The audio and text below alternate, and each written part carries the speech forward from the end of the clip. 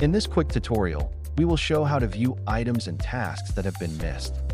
Navigate to the Awaiting Resolution tab.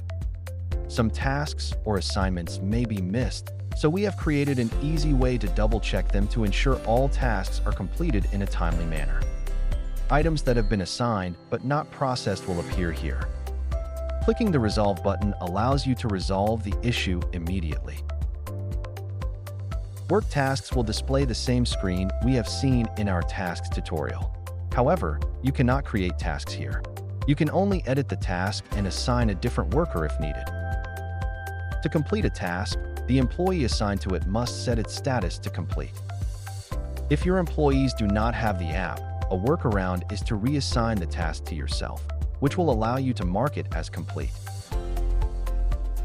For supply and defect orders, this section allows you to reassign responsible employees.